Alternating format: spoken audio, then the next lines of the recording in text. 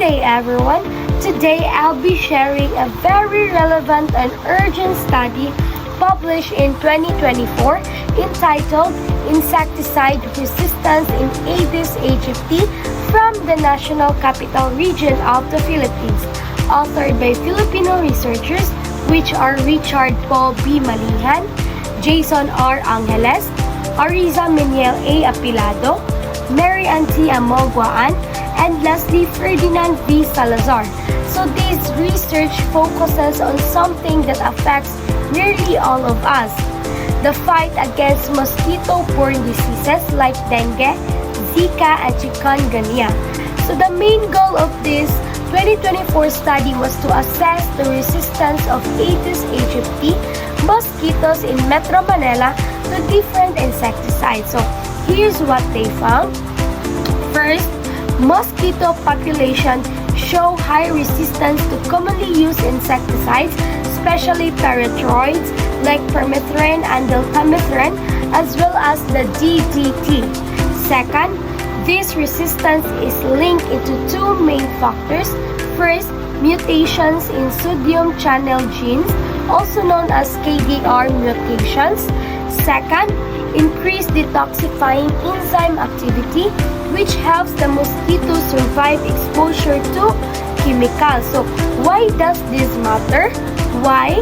Because the insecticides we've relied on for years might now be losing their effectiveness, so making current dengue control measure less reliable. So the researchers stress the needs for resistance management strategies. So they recommend, first, rotating or combining insecticides to slow down resistance. Next, regular monitoring of mosquito population.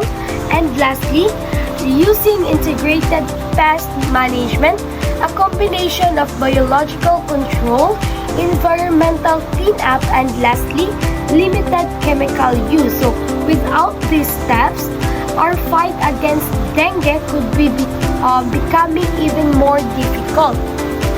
So this 2024 research has several important contributions to our country, which is the Philippines. So first, social impact.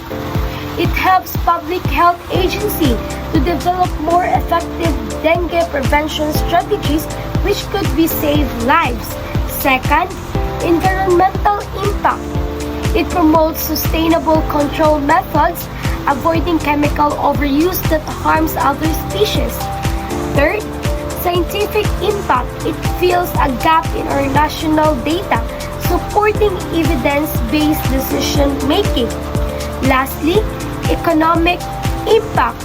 Better dengue control means lower healthcare costs, fewer workdays lost, and less financial strain on families and communities. So, what stood out to me the most is how directly science can protect our community. So it's very alarming to learn that our main weapons against dengue are becoming less effective.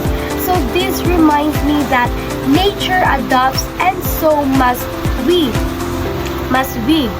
So I chose this 2024 study because dengue is a persistent and personal issue in the Philippines. So almost every family has story about it. The fact that this research was done by Filipino researchers for a Filipino problem makes it even more inspiring. So it's a perfect example of how local science can create real solutions for local challenge. So in conclusion, this study was a wake-up call telling us that to win the fight against dengue, we must stay ahead of the mosquitoes. It's a reminder that science isn't just about discovery. It's about safeguarding our communities. So thank you, and I hope this research inspires us to value and support Filipino science even more. That would be all. Thank you.